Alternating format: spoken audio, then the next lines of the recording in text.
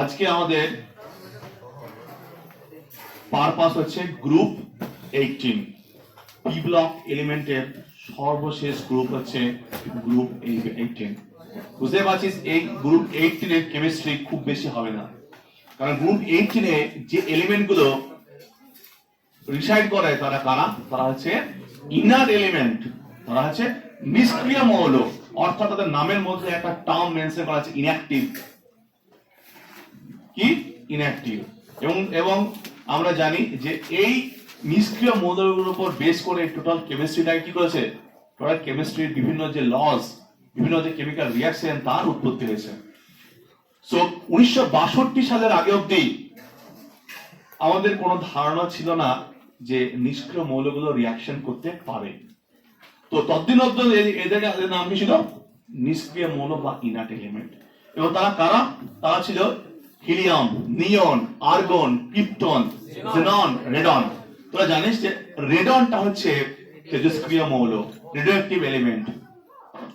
তো আমাদের এই কটা হচ্ছে main element, helium, neon, argon, krypton, xenon. তো এদের বাইরের সেলে হয় দুটো, যেমন হিলিয়ামের ক্ষেত্রে, আর বাকি সবার ক্ষেত্রে 8টা ইলেকট্রন থাকে, অর্থাৎ এদের প্রত্যেকটা সেল কমপ্লিটলি ফিল থাকে।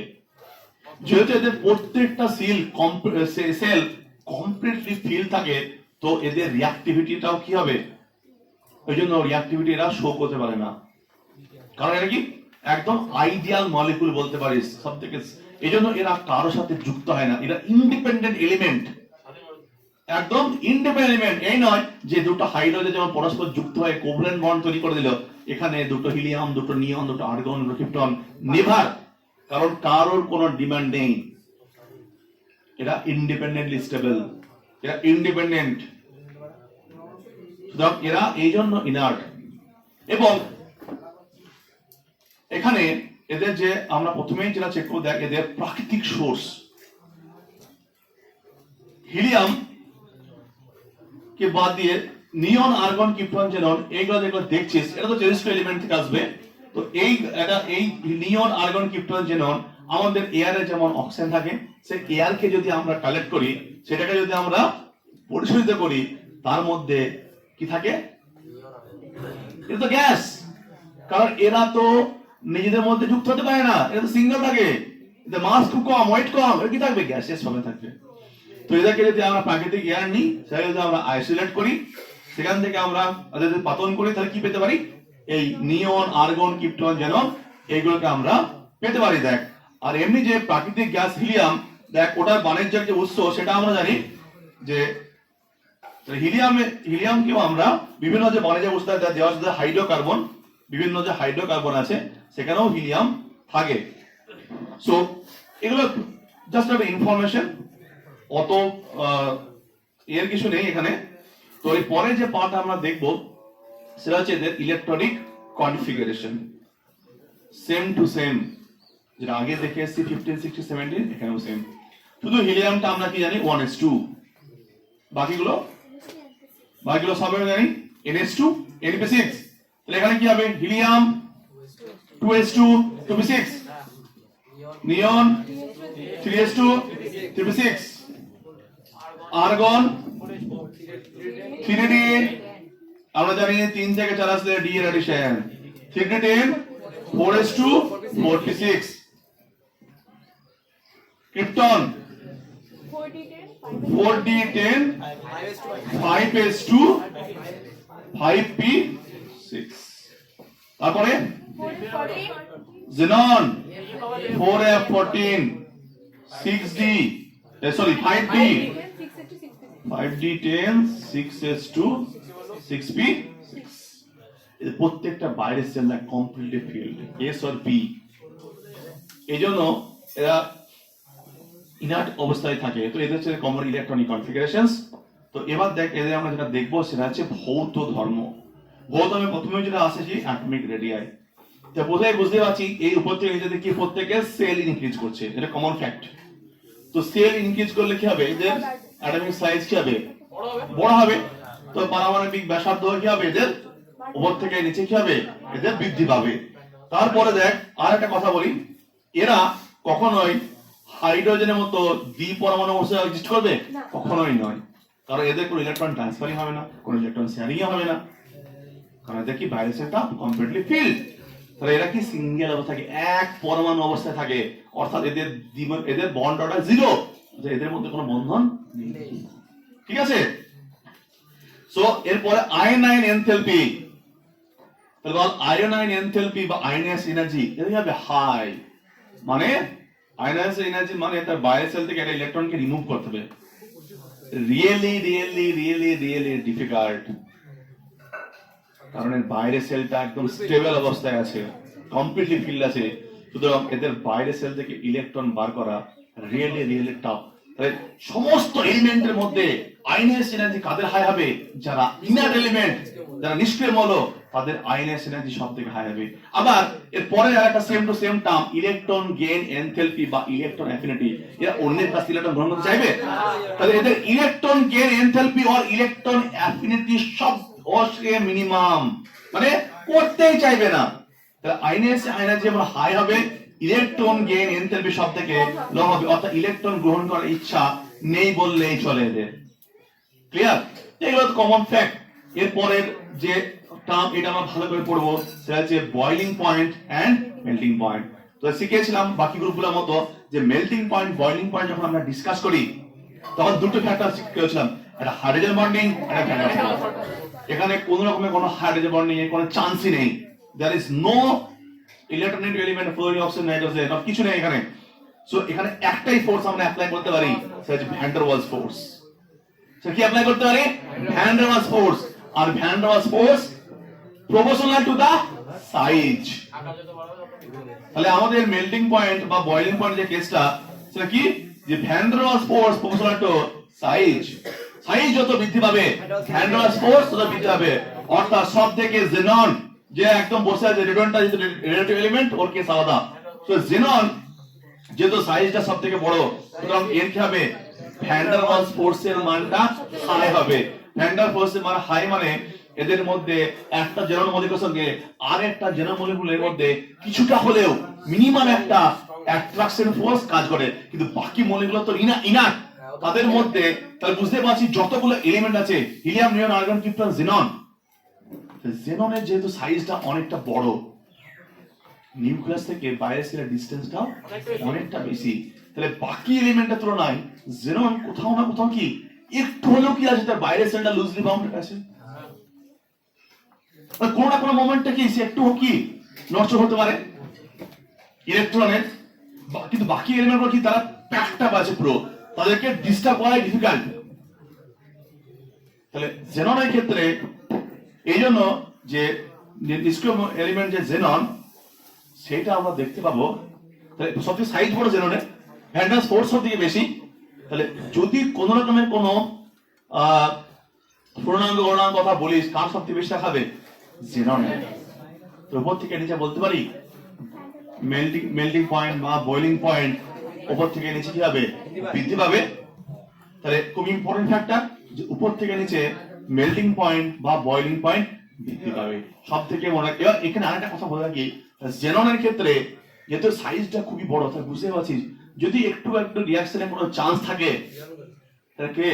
জেনন। যদি একটু কোথাও চান্স থাকে, তাহলে melting point boiling point again same story, কোনো এখানে এক্সেপশনাল কেস নেই। Top to bottom van der Waals force size বাড়ছে, ভ্যান ডার ওয়ালস ফোর্স বাড়বে, মেল্টিং পয়েন্ট বয়লিং পয়েন্ট বাড়বে, প্রত্যেকটা গুলো নোট করবি। সো এর পরের যে part solubility, another important factor solubility. যদি বলে এদের মধ্যে helium, neon, argon, krypton, xenon, এদের মধ্যে কার ওয়াটার সলিবিলিটি সবথেকে বেশি? ওয়াটার সলিবল হতে গেলে জল তো কি polar molecule, delta plus delta minus, তাহলে এক্স্যাক্টলি জেননই হবে। কারণ জেননের মধ্যে কি যদি একটু প্লাস মাইনাস হওয়ার চান্স থাকে বা সেখানে পোলারাইজ হওয়ার চান্স থাকে, কার থাকবে? জেননের। আর তোরা জানিস অপোজিট চার্জ কি হবে? অ্যাট্রাক্ট করবে। তাহলে একমাত্র জেননের ক্ষেত্রে কি তার সাইজ যেহেতু বড়, জেননের ক্ষেত্রে এই চান্সটা থাকবে ওয়াটার সলিবিলিটির। কারণ কি জেননের সাইজটা বড়, ইলেকট্রনের ডিসপ্লেসমেন্ট ওখানে একটু হলে পসিবল, কিন্তু বাকি অর্থে পসিবল না। সেটা যদি ভালো করে দেখিস যে আমরা দেখ একটা পিকচার আমরা দেখাতে পারি এইভাবে যে তাহলে ওয়াটার সলিবিলিটি কথা বলে তাহলে মাথায় কি আসবে অনলি জেনন কারণ তাহলে বুঝতে পারছি টোটাল কেমিস্ট্রিটা ডিপেন্ড করছে কার উপর শুধুমাত্র জেননের উপরেই দেখ সাপোজ দেখ এইখানে ভাব এটা একটা জেনন মলিকুল যার ইলেকট্রনটা একদম সুষম ভাবে উৎসম অবস্থায় আছে সিমেট্রিক্যাল অবস্থায় কোন রকমের কোনো কারোর সাথে এঙ্গেজ নেই এবার ভাব এইটা একটা water molecule delta plus oxygen delta minus delta plus ওকে তাহলে এখানে জল কি করছে বলতো তার দুটো দিক আছে একটা প্লাস সাইড একটা মাইনাস সাইড সে কি করছে জল এদিকে কি প্রলোভন দেখাচ্ছে মানে কি এতে প্লাস সাইড হয় তো ইলেকট্রন কি বলছে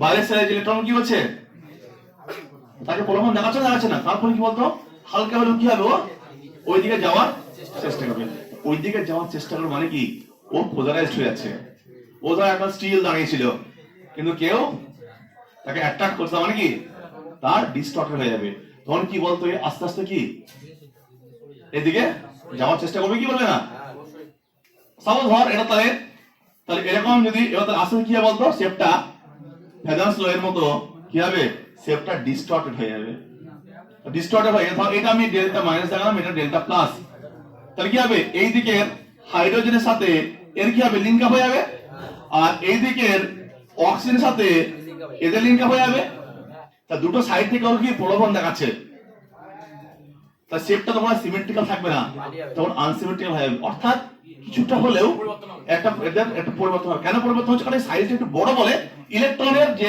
বাইরের সাইডে ইলেকট্রনটা আছে সেটাকে একটু ডিস্টার্ব করতে পারবে সেটাও কিন্তু খুবই সামান্য অন্যান্য গ্রুপের এলিমেন্টের মতো না বুঝাছিস এবার যেহেতু এ একটু সামান্য প্রপার্টি দেখায় সেখানে অনলি জেনন এখানে ওয়াটার সলিবিলিটি কথা বললে কাকে বলবো আমরা জেননের কথা বলবো তাহলে অ্যাকচুয়ালি এরকম ছিল হয়ে যাবে কেমন ঠিক আছে তো এখানে একটা ওয়াটার সলিবিলিটি কথা বলে প্রথমে আসবে জেননের কথা এখানে যারা বিভিন্ন কম্পিটিটিভ এক্সাম দিবে এই পয়েন্টটা খুব important adsorption on charcoal in surface chemistry আমরা পড়েছিলাম যে যেটা ফিজিজপশন হয় অর্থাৎ ভৌত অধিশোষণ সেখানে responsible van der Waals force সেটা রেসপন্সিবল কে ভ্যান ডার ওয়ালস ফোর্স তাহলে যার ভ্যান ডার ওয়ালস ফোর্সের মান যত বেশি হবে সে কি হবে অ্যাট্রাক্টেড তত বেশি হবে তাহলে বুঝতে পারছিস এইখানে যদি আমার এরকম একটা সারফেস থাকে মনে পড়ছে এটা হলো চারকোল সারফেস এরিয়া আছে তাহলে এখানে এগুলো কি সব বিভিন্ন মলিকুল তো এদের মধ্যে যদি অ্যাট্রাকশন থাকে তবেই তো আসবে তবে থাকবে এবার ধর এখানে একবার হিলিয়ামকে নিলি একবার নিয়ন আর্গন কিউটন জেনন তাহলে কে বেশি অ্যাট্রাক্টেড হবে জেনন আর সব থেকে লিস্ট কে হিলিয়াম হবেই না হিলিয়াম চারকোল দ্বারা হিলিয়ামের অধিশোষণ পসিবল নয় এটা খুব আসে কোশ্চেনটা বিভিন্ন এক্সামে তাহলে এটা খুব কমন কোশ্চেন কিন্তু অ্যাডজর্পশন অন চারকোল কি এটা তোর এরিয়া আছে মানে কার্বন তার উপর তার অ্যাডজর্পশনটা বা শোষণটা কার বেশি হবে অধিশোষণটা যার অ্যাট্রাকশন বেশি তার বেশি হবে ভৌত অধিশোষণ রেসপন্সিবল কে ছিল van der Waals force depends on size xenon helium সবচেয়ে স্মল এলিমেন্ট এই পসিবল না তাহলে এখানে চারকোল দ্বারা অধিশোষণ কার পসিবল না helium clear that's very good so এর পরের যে আমাদের পার্ট সেটা হচ্ছে রাসায়নিক বিক্রিয়া সমূহ কি আছে কেমিক্যাল রিঅ্যাকশন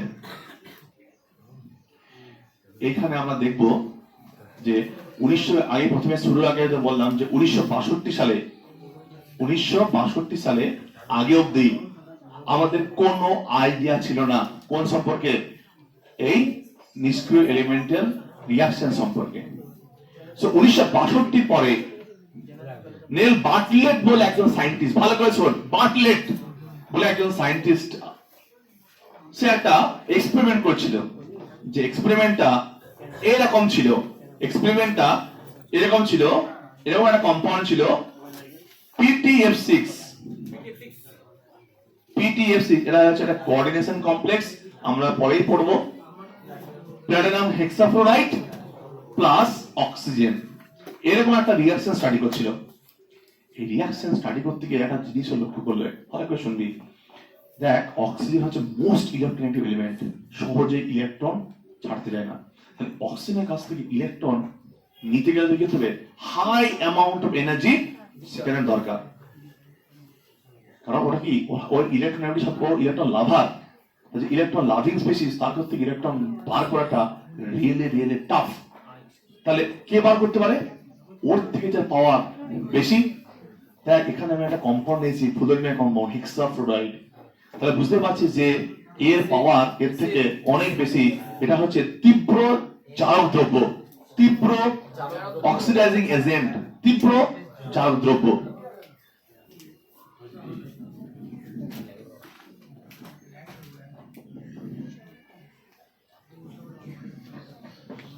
জারক দ্রব্য মানে কি,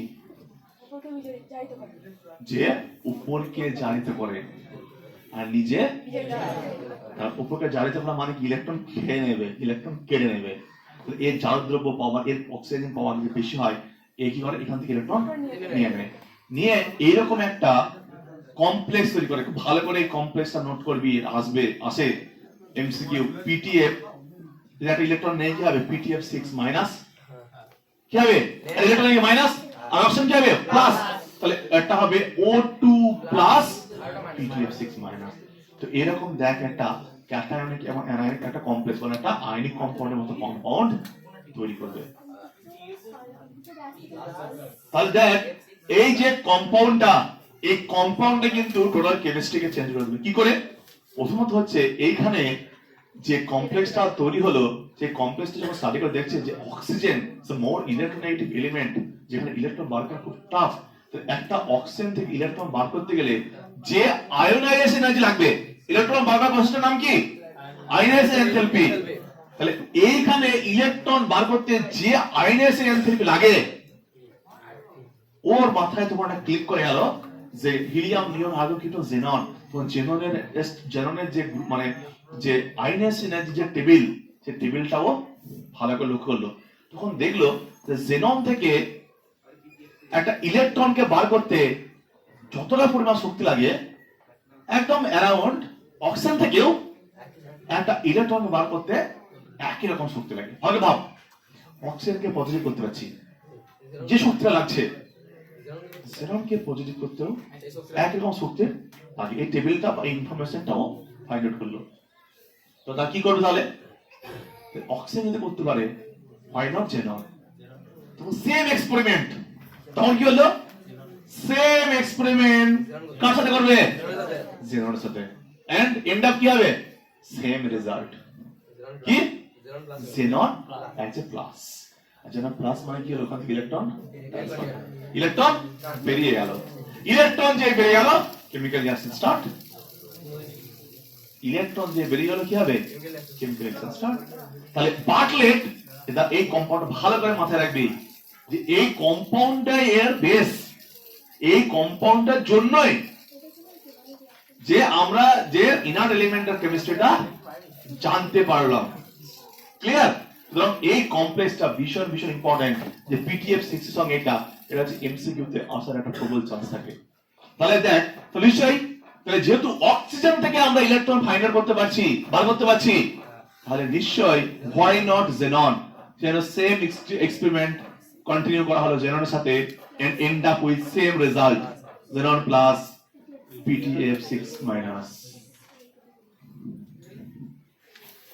সেম রেজাল্ট। এখানে যখন বুঝতে গেল যে জেননকে আমরা ক্যাটায়ন করতে পারছি, জেনন থেকে আমরা ইলেকট্রন ট্রান্সফার করতে পারছি, তার মানে জেননের কেমিস্ট্রি পসিবল। এবার শুরু হয়ে গেল জেননের কেমিস্ট্রি। সো দিস এক্সপেরিমেন্ট, এই এক্সপেরিমেন্টটাই টোটাল ইনার্ট এলিমেন্টের কেমিস্ট্রিটাকে চেঞ্জ করে দিল। এতদিন পর্যন্ত ধারণা ছিল যে কোনো কমে না। হ্যাঁ, তবে এখানে ভালো করে শুনবি, মেন যে রিঅ্যাকশন শুধুমাত্র জেননই দেখায়, কিন্তু এটুকু আইডিয়া মতো ছিল না।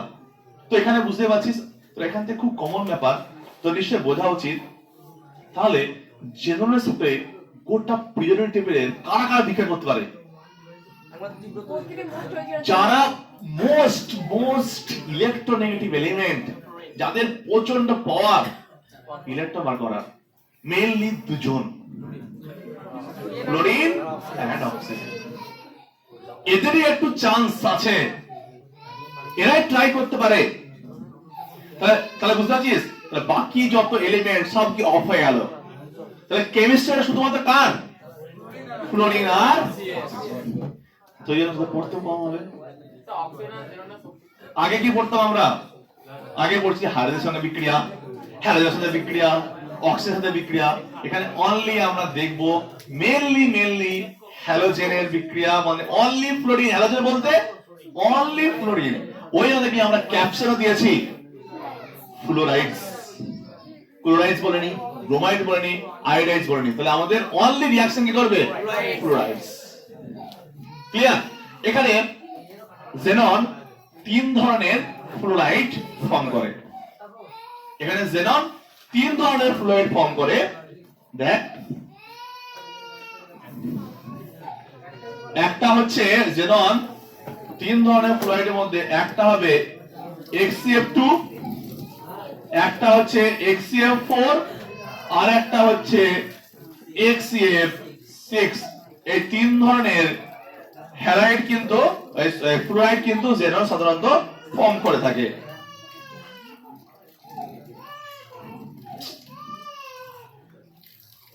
তাহলে জেননের সাধারণত তাহলে 2 ধরনের কম্পাউন্ড দেখতে হবে। কি কি? একটা অক্সিজেন ওরিয়েন্টেড আর একটা ফ্লুরিন ওরিয়েন্টেড। এর বেশি কিন্তু কোনো কম্পাউন্ড পসিবল না। ঠিক আছে?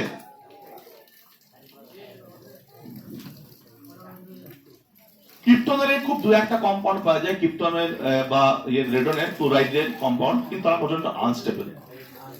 বুঝতে পারছিস? প্রচন্ড আনস্টেবল।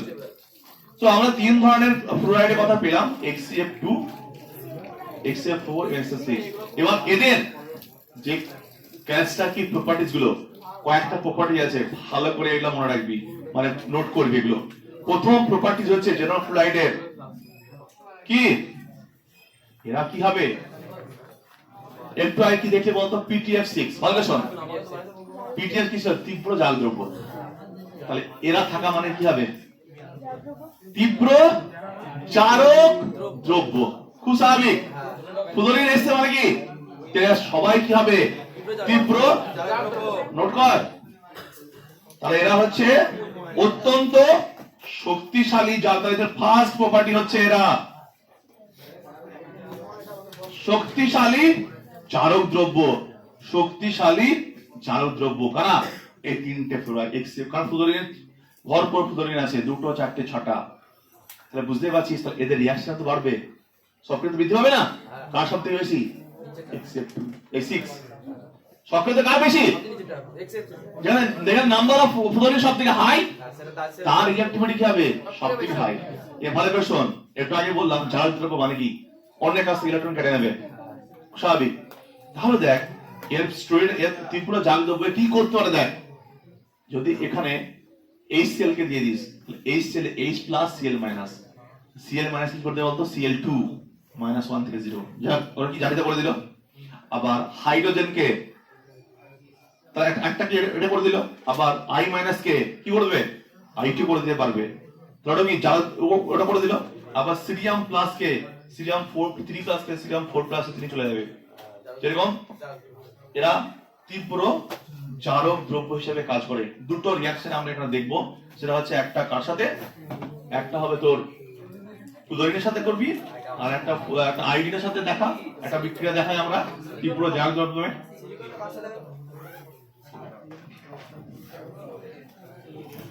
প্রত্যেকে দেখ, দুটো রিঅ্যাকশন দেখে নিবি এবং দেখ এরা। তাহলে প্রথমে আমরা দেখব যদি HCF2 এর সঙ্গে আমরা HCl এর বিক্রিয়া করি, এটা প্লাস এটা মাইনাস, তাহলে কি তৈরি হবে বলতো? কি তৈরি হবে? কি কি পদার্থ তৈরি হবে?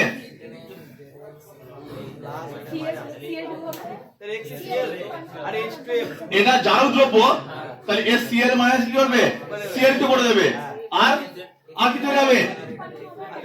আর একটা HCF, HF আর এটা কি তৈরি হবে জেনন জেনন নিজস্ব পড়ে থাকবে জেনন প্লাস কি পাবি Cl2 প্লাস HF তাহলে মেন টার্গেট হচ্ছে এইটা -1 কে 0 করে দিল -1 থেকে 0 মানে কি জারণ করে দিল তাহলে একটা 2H 2C 2HCl করে 2H পাও না কোনটা মানে এই যে তো মেইন দিন 2H আছে একটা এই ব্যালেন্স করতে হবে ওটাকে এর যে একটা 2 দিয়ে দিতে হ্যাঁ ব্যালেন্স নিজের মতো করে নিবি ওটা কোনো ব্যাপার নেই এখানে 2 এর এখানে বাস ঠিক আছে আর একটা করবি তাহলে আর একটা করে এরা ব্রোমেট কে BrO3 কে BrO4 এ পরিণত করে মনে আছে অক্সাইড গুলো তো এরা BrO3 কে BrO4 এ পরিণত করতে পারে প্রত্যেক নোট করে এগুলো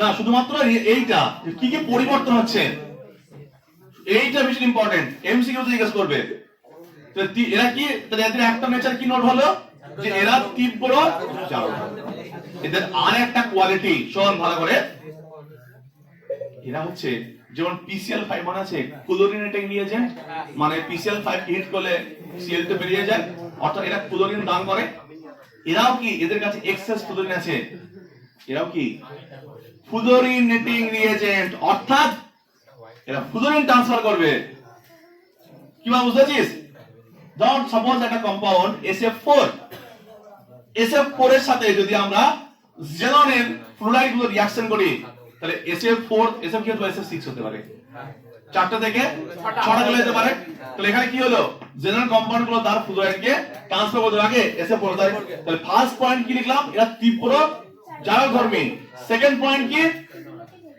সেকেন্ড পয়েন্ট এদের থাকবে এরা হচ্ছে ফ্লুরিনেটিং কি রে ফ্লুরিনেটিং এজেন্ট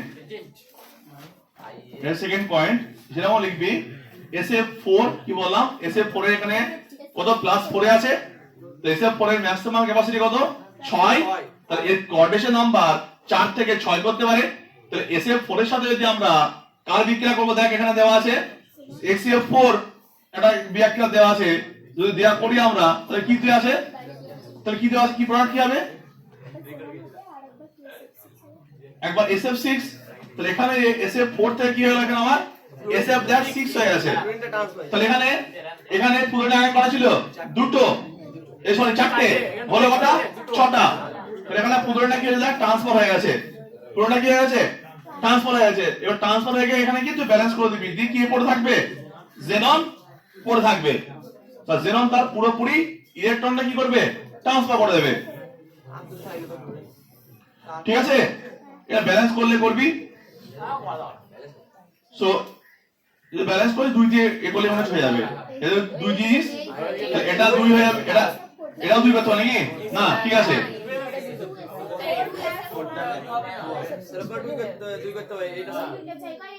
দাঁড়া না আগে এখানে দেখ এখানে ব্যালেন্স করতে না করার দরকার নেই এমনি রেখে দিবি শুধুমাত্র এখানে SF4 থেকে SF6 যে পরিবর্তন হচ্ছে সেটা দেখাবি ঠিক আছে তাহলে এটা এর প্রপার্টিজ এর পরের যে প্রপার্টিজটা ভীষণ ইম্পর্টেন্ট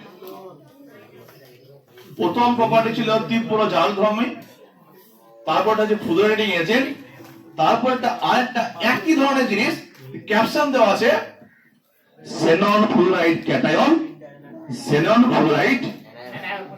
fluoride ক্যাটায়ন এবং অ্যানায়ন গঠন ভীষণ ইম্পর্টেন্ট একটা জায়গা xenon fluoride ক্যাটায়ন এবং আরেকবার শুনেছিস xenon fluoride cation xenon fluoride 3 নম্বর পয়েন্ট হচ্ছে xenon fluoride ক্যাটায়ন এবং xenon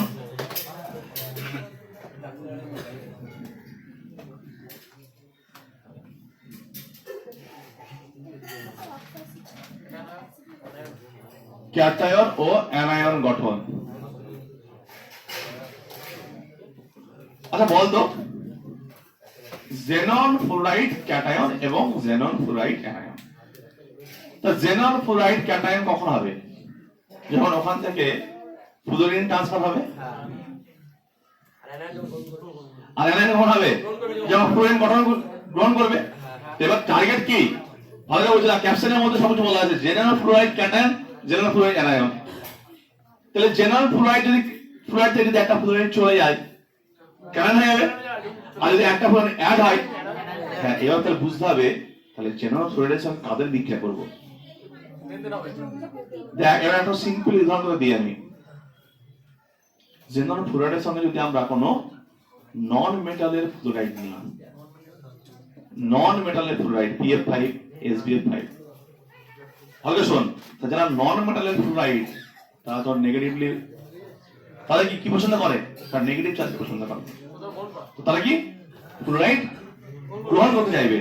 এবার সেম তুই যদি এবার একটা S ব্লকের ফ্লুরাইড নিস NaF, তাহলে সোডিয়াম ফ্লুরাইড কে কখনো ফ্লুরাইড গ্রহণ করবে? কারণ তার টেন্ডেন্সি হচ্ছে পজিটিভ শো করা, তার নেচারই হচ্ছে পজিটিভ শো করা। তাহলে এখানে কেসটা খুব ভালো করে বুঝবি, কারণ যখন কম্পিটিটিভ এক্সাম বা বিভিন্ন এক্সাম দিবি এমসিকিউটা এমন ভাবে প্রেজেন্ট করবে, তিনটে এমন ভাবে দেবে যে তিনটের ক্ষেত্রে দেখবি ক্যাটায়ন ফর্ম করছে, আর একটা বা একটা ক্ষেত্রে কি অ্যানায়ন ফর্ম করবে। তাহলে দেখ, তাহলে ওইটা বুঝতে পারলি। তাহলে জেনন ফ্লোরাইডের সাথে তাহলে একটা আমরা প্রথমে কি ক্যাটায়ন গঠন কখন হবে? যখন সে ফ্লোরাইডটা ট্রান্সফার করবে।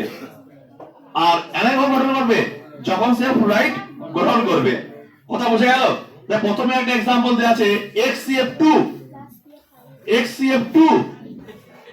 প্লাস PF5 দিয়ে, তাহলে দেখ আমি কি বললাম, তাহলে এইখানে PF5 তাহলে এর ইলেকট্রন গ্রহণ করার টেন্ডেন্সি এর থেকে বেশি থাকবে।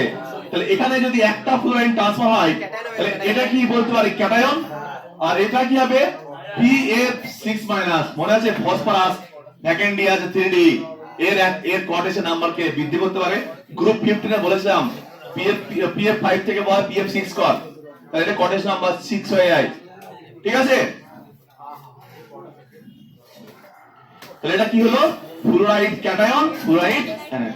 শুধু এখানে 1-3 ভালো করে মাথায় রাখবি যে এই যে পার্টটা থাকতে হবে এটাকে নন মেটালের ফ্লুরাইড হতে হবে, অধাতুর ফ্লুরাইড হতে হবে, কারণ তারা নেগেটিভ চার্জ পছন্দ করবে, তবে এটা ক্যাটায়ন হবে।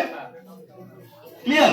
আর এখানে যদি ভাব, এখানে যদি আমি সোডিয়াম ফ্লুরাইড দিই তাহলে বাধ্য ও ক্যাটায়নে বাধ্য, তখন ওই ক্যাটায়নটা কি পুরোপুরি অপোজিট হয়ে যাবে। তাহলে প্রথমে আগে এটা নোট করব আমরা একটা एग्जांपल। আর একটা एग्जांपल দেখ দেওয়া আছে HCF4 এর সাথে SbF5, সব গ্রুপ 15 এর দিয়ে কি করেছে, তারপর দেখ সেম টু সেম প্লাস আর SbF6 এইগুলোর ক্ষেত্রে কোনো প্রবলেম নেই, কারণ গ্রুপ 15 নন মেটাল ফ্লুরাইড এরা ইজিলি ক্যাটায়ন অ্যানায়ন গঠন করবে। এরপরে লাস্ট যেটা খুব ইন্টারেস্টিং সেটা ভালো করে দেখবো আমরা, সেটা দেখবো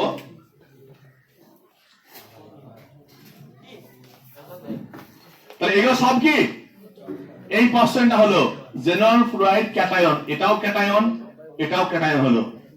এর পরের পার্টটা দেখ খুব ইন্টারেস্টিং পার্ট, এইটা খুব ভালো করে মনে করতে হবে। এটা ধর এটা আছে HCF6 আর এটা দেখ MF আছে, M এর জায়গায় আছে সোডিয়াম, পটাশিয়াম, রুবিডিয়াম, সিজিয়াম। এরা কারা? এরা ধাতু। এরা কি কোনোদিন নেগেটিভ চার্জ নেবে? তাতে স্টোরি কি বলছে? তাহলে এটা নিশ্চয় এর থেকে অপোজিট হতে বাধ্য, কারণ এ কখনোই ফ্লুরাইড গ্রহণ করবে না, এ নিজেই কি করবে ক্যাটায়নে ফ্লুরাইড ট্রান্সফার করে দেবে। তাহলে এদের ক্ষেত্রে স্টোরিটা কি হবে? এদের ক্ষেত্রে এই যা যদি এস ব্লক এলিমেন্ট থাকে, এস ব্লকের কি হবে, এরা ক্যাটায়ন ফর্ম করবে, আর এরা ভীষণ ইম্পর্টেন্ট কেমিস্ট্রি এটা।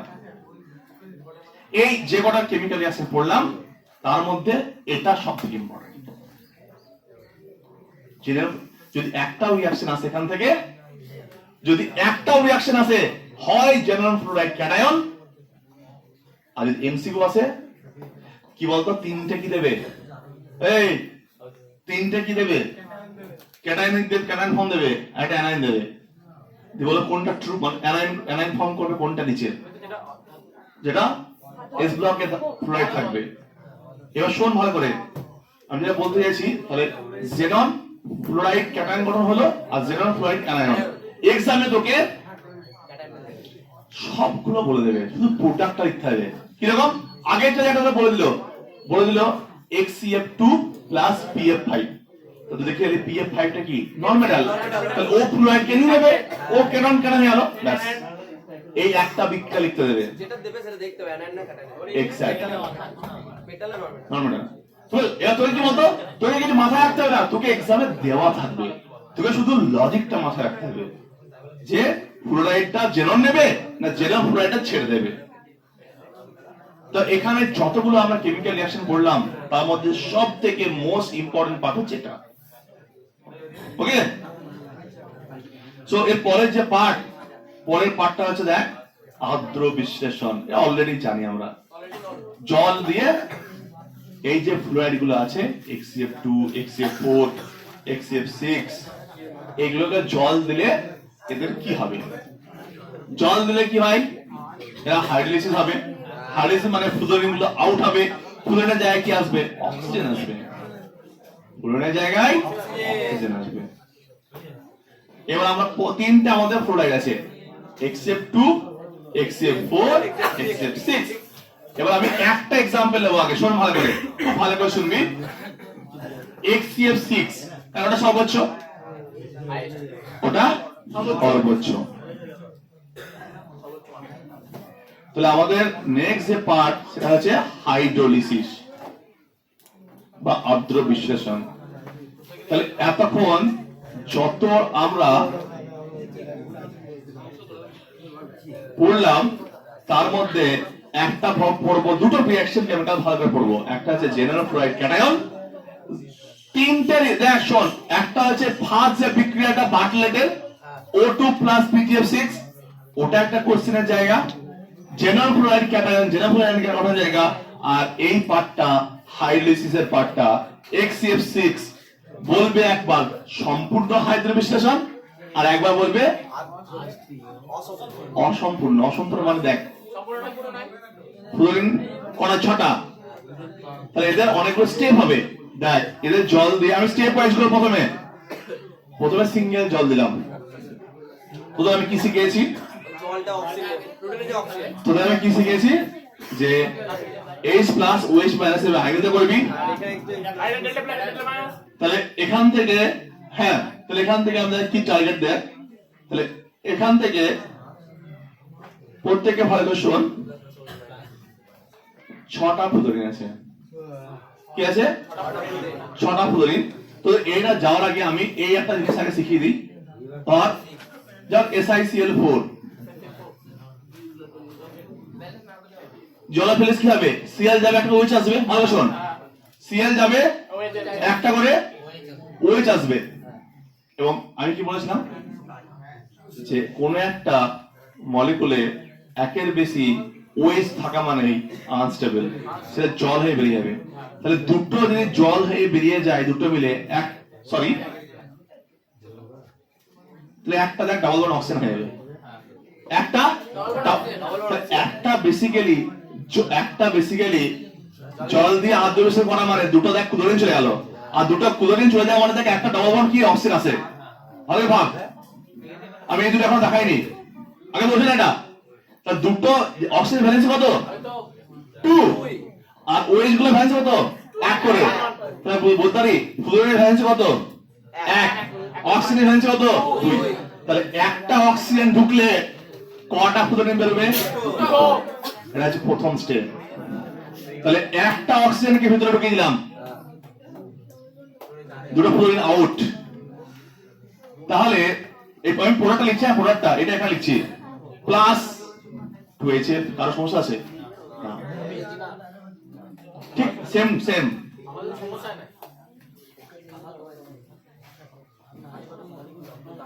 তাহলে এটা একটা স্টেপ। এখনো কবার হবে বলতো? এখনো কবার হবে? এখনো দুবার। তাহলে আবার আমি কোনটাকে নেব? এইটাকে নেব, XeO F4 প্লাস আবার এক করে জল নেব। তাহলে আমার প্রোডাক্ট কি আসবে? আবার একটা অক্সিজেন ঢুকবে, একটা ফ্লোরিন, দুটো ফ্লোরিন কমে যাবে, কারণ অক্সিজেন ভ্যালেন্সি 2 আর ফ্লোরিনের ভ্যালেন্সি 1। তাহলে আবার কি হবে? প্লাস 2HF হবে। আগে একটা হয়েছিল, একটা হয়েছিল। আবার কি হবে? আবার কি করবো আমি? এখানে XeO2 F2 কে আবার এক অণু জল দেব। আবার কি হবে? XeO3, আর কোনো ফ্লোরিন থাকবে না, xenon ট্রাইঅক্সাইড প্লাস 2HF। তাহলে এটা হচ্ছে প্রথম স্টেপ, এটা দ্বিতীয় স্টেপ, এটা তৃতীয় স্টেপ। যদি সবগুলো স্টেপকে এটাকে বলতো স্টেপ ওয়াইজ। এবার তোকে যদি এক্সাম বলে আচ্ছা এর পার্সিয়াল আবজর্বেশন দেব অসম্পূর্ণ, এইটা দেখাবি না, লাস্ট একটা মানে 4টে ফ্লোরিন বার করা দেখাবি, 6টা দেখাবি। 6টা বলতে কমপ্লিট হয়ে গেল। স্টেপ 3টে, অসম্পূর্ণ বললে 1 আর 2। আর যদি আমাকে বলে সম্পূর্ণ,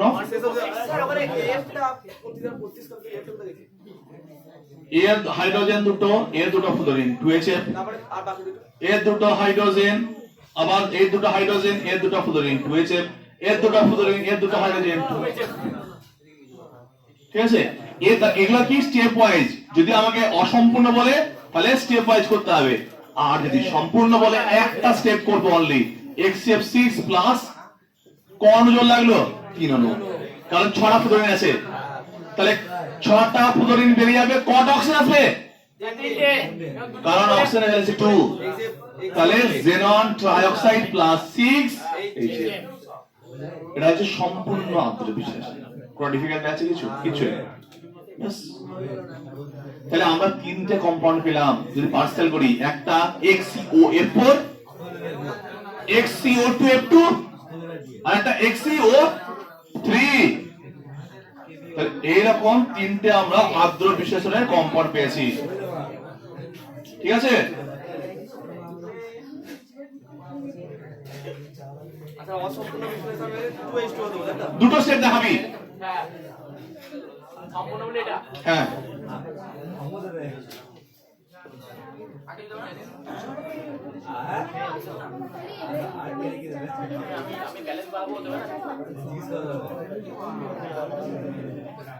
এবার একটা কথা শুনে রাখ। তাহলে যত কেমিক্যাল রিঅ্যাকশন ছিল তার মধ্যে আমরা মাত্র 3টে জায়গায় ফোকাস করব। প্রথমটা বার্টলেটের O2 প্লাস PTR6, একটা হয়ে গেল। সেকেন্ড হবে ফ্লোরাইড ক্যাটায়ন ফ্লোরাইড অ্যানায়ন। 3 নম্বর হচ্ছে আদ্র বিশ্লেষণ, অর্থাৎ oxygen in fluorine out, 1 oxygen in 2 fluorine out. যদি আমরা এটা করতে থাকি তাহলে আমাদের আদ্র বিশ্লেষণ কমপ্লিট। 6টা যদি ফ্লোরিন থাকে, প্রথমে দুটো বার করব, একটা অক্সিজেন ঢুকলো, তারপর আরো দুটো পাবো, আবার অক্সিজেন ঢুকবে, তারপর লাস্টে সব fluorine out, 3 number oxygen in. তো লাস্ট কম্পাউন্ড হলো XeO3। এখানে আর একটা ছোট্ট একটা পয়েন্ট আমি অ্যাড করব, যে xenon ফ্লোরাইড মানে xenon, ভালো করে শুনে না, তো এক্স্যাক্টলি xenon কতগুলো জারণস্তর শো করতে পারে এইটা একটু আমরা দেখে নেব। দেখ, আমরা একটু আগে লিখেছিলাম XF2, XF4, XF6, নিশ্চয়ই নাকি +2 +4 +6। আবার এখানে কি ছিল? XeO3, এটা কি ছিল? XeO2F4, এটা কি ছিল? XeO, না স্যার, ওটা ও সরি, এটা F2, এটা F2, এটা F4। তো এরা সব কি +2 +4 +6 কম্পাউন্ড। এরা কি কি দেখায়? তাহলে এখানে আর একটা কম্পাউন্ড আমি এক্স করছি, XeO4, মানে কি কি বললাম? +8। আর এখানে আরেকটা অ্যাড করতে পারিস, XeO3F2। একটা অক্সিজেন গেলে দুটো ফ্লোরিন আউট। তো এরা হচ্ছে তাহলে টোটাল কয়টা জারণস্তর দেখালো? +2 +4 +6 +8। এই 4টে জারণস্তরে যে যে কম্পাউন্ড গুলো ড্র করলাম, এটাই হচ্ছে স্টেবল কম্পাউন্ড অফ xenon। এখানে কোথাও কি দেখেছিস অক্সিজেন আর ক্লোরিন বাদ দিয়ে এনি আদার এলিমেন্ট? তাহলে এরা মাত্র দুটো এলিমেন্টকেই প্রেফার করবে, তাদের সাথে সম্পর্ক স্থাপন করবে, তারা হবে ক্লোরিন এন্ড তারা হবে তো এক্সেপ্ট 6 দেবে তো এক্স ও এক্সেপ্ট 8 করতে তারা তোকে বুঝতে পারছিস? সো তাহলে জেনন চার ধরনের জানাস পসিবল 2 4 6 8 এবং এখানে যতগুলো কম্পাউন্ড আমরা দেখলাম এরাই হচ্ছে জেননের একমাত্র স্টেবল। ঠিক আছে?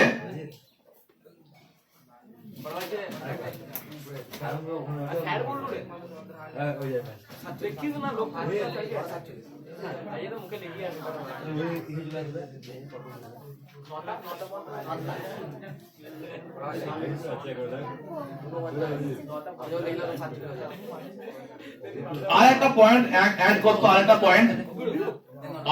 অ্যাড করতে স্পেশাল একটা ফিচার্স ক্লাথরেট কম্পাউন্ড। ক্লাথরেট পয়লা একটা ক্লাথরেট লাস্ট পয়েন্ট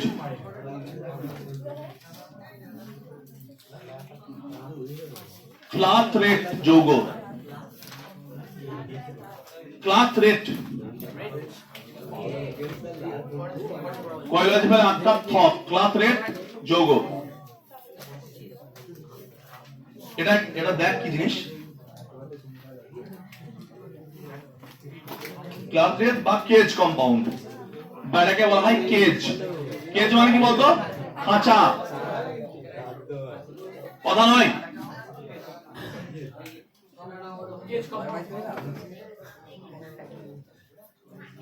এই পয়েন্টে লিখে রাখ, এটা মানেটা কি?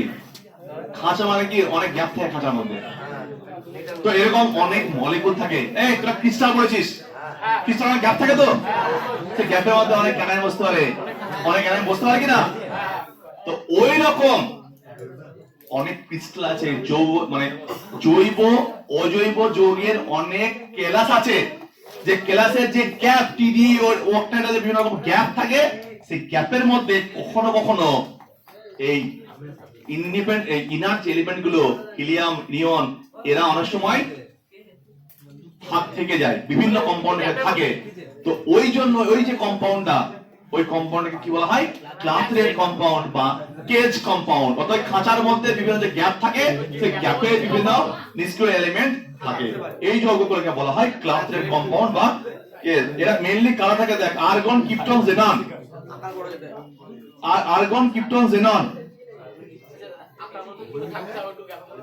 এই নোবেল গ্যাসগুলি লিখে রাখ। আর্গন ক্রিপ্টন জেনন এই নোবেল গ্যাসগুলি কিছু জৈব এবং কিছু অজৈব যৌগের কেলাসের মধ্যে আবদ্ধ থাকে।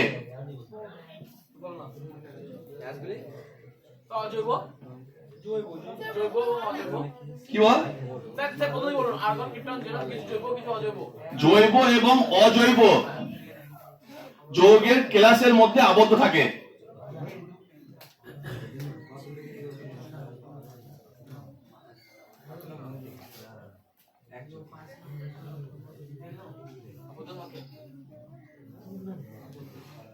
এবার বললাম, তুমি বলেছিলাম যে সলিড স্টেটে যে সমস্ত গ্যাপে সমস্ত ক্যাটাইন ফিট করবে না।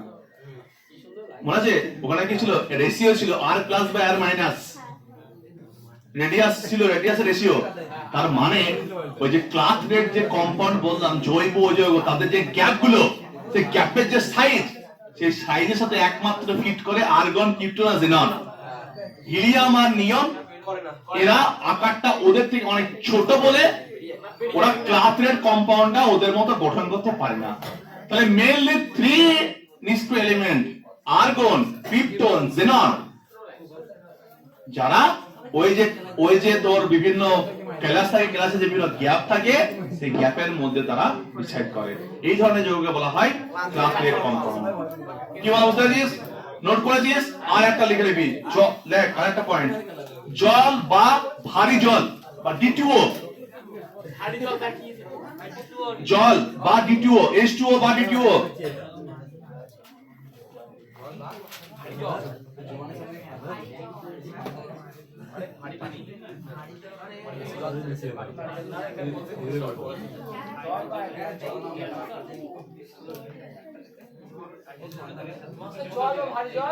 তোরা জানিস তো, যেমন তোরা বলি বিভিন্ন যে ক্রিস্টাল থাকে না, বিভিন্ন যে ক্রিস্টাল, যেমন বিভিন্ন ক্রিস্টালের মধ্যে যেমন কপার সালফেট কি থাকে 5.H2O, ওদের ক্রিস্টালে কি থাকে? জল থাকে না, ওদের গ্যাপে গ্যাপে বিভিন্ন জল থাকে ওদের ক্রিস্টালগুলোর মধ্যে। সেরকম জেনন যে নিষ্ক্রিয় এলিমেন্ট তার সাথে D2O বা H2O, এরা না ওদের মধ্যে ওইভাবে এরা অ্যাটাচ থাকে, এবং এদের মধ্যে সব থেকে যে স্টেবল যে কম্পাউন্ড এরা হয় সেটা হয় xenon.6H2O। দেখ, xenon.6H2O এটা সবচেয়ে বেশি স্থিতিশীল। এটা এই লিখে রাখ, এটা এমসিকিউ জিজ্ঞেস করে। হ্যাঁ, xenon.6H2, অর্থাৎ কি বললাম যে বিভিন্ন নিষ্ক্রিয় এলিমেন্টের সাথে জল, তারপরে D2O, এরা অনেক সময় কি হয় ওদের সাথে বিভিন্ন ভাবে ওদের যে প্লাস মানে ওদের ডাইপোল অ্যাট্রাকশনের মাধ্যমে ওরা অ্যাটাচ থাকে, মানে যৌগ গঠন করে। মানে আমি দেখালাম না যে জলের দ্রাব্যতা দেখালাম না যে জেনন কিভাবে জলের দ্রাব্য হচ্ছে। জেনন তো তার সিমেট্রিক্যাল ছিল, জল কি হচ্ছে প্লাস মাইনাস করে তাকে করছে। তো এখানে কি করে ওই যে কম্পাউন্ডটা প্লাস মাইনাস করে জলের মিথস্ক্রিয়া যে তৈরি করছে, ওইভাবে কম্পাউন্ডটা ফর্ম হয়। এবং ওই জন্য এবং D2O করতে পারে, জলও করতে পারে, কিন্তু স্টেবল শব্দ কোনটা হবে? এটা না,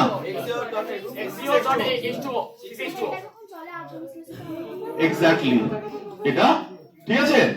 তাহলে এটা হচ্ছে স্টেবল কম্পাউন্ড জলের সঙ্গে। এবার আর একটা পয়েন্ট, আর একটা পরিকল্পনা হয়েছে না, এটা হচ্ছে যখন দেখ আমরা বিভিন্ন ধরনের যে কম্পাউন্ড পেলাম, XCO3, XCO2, F2, তারপরে XCOF4, XCF2, XCF4, XCF6, okay, এইগুলোর VSPR তত্ত্বরসারের স্ট্রাকচার এন্ড হাইব্রিডাইজেশন বোর্ড এক্সামে 2 মার্কস এখান থেকে অনেক সময় জিজ্ঞেস করে। কি করে বলতো? সিম্পলি জিজ্ঞেস করে, আচ্ছা বলতো এটা শেপ কি হবে? তাহলে দেখ এটা পিরামিডীয় শেপ আসবে। জেনন 8 অক্সিজেন বাইভ্যালেন্ট কাউন্ট করব না, তাহলে জেনন আমি একটা বলে দিচ্ছি, XCO3 জেনন 8টা ইলেকট্রন, অক্সিজেন দ্বিমেরু বলে কি বলে বাইভ্যালেন্ট বলে কাউন্ট করা, দুটি ভাগ করলে 4টে ইলেকট্রন পেয়ারস, তার মধ্যে 3টে অ্যাটম আছে, তাহলে 3টে সিগমা বন্ড, একটা লোন পেয়ার, 3টে সিগমা বন্ড, একটা লোন পেয়ার, তাহলে 3টে সিগমা একটা লোন পেয়ার, তাদের পিরামিডীয় শেপ অ্যামোনিয়ার মতো জেনন। তাহলে এই যে কম্পাউন্ড গুলো আছে এগুলো বাড়িতে বিএসপিআর তত্ত্ব অনুসারে প্রত্যেকে শেপ। আর হাইব্রিডাইজেশন কি হবে? sp(n-1), n মানে sigma bond plus lone pair, sp3 হয়ে গেল। শেপটা হচ্ছে পিরামিডীয় আর হাইব্রিডাইজেশনটা হচ্ছে sp3 পিরামিডাল। সো এইটাই ছিল গ্রুপ 8 এর স্টোরি, যেরকম শুধুমাত্র ফিজিক্যাল প্রপার্টিজ এর মধ্যে জলের দ্রাব্যতাটা, চারকোলের অ্যাডিশন, চারকোলের অ্যাবজর্পশনটা উপর, আর এখানে 3টে রিঅ্যাকশনের কথা বললাম, একটা হচ্ছে হাইড্রোলাইসিস, ক্যাটায়ন আয়ন গঠনটা, ওকে। এই পর্যন্ত থাকলো, এটাই শেষ।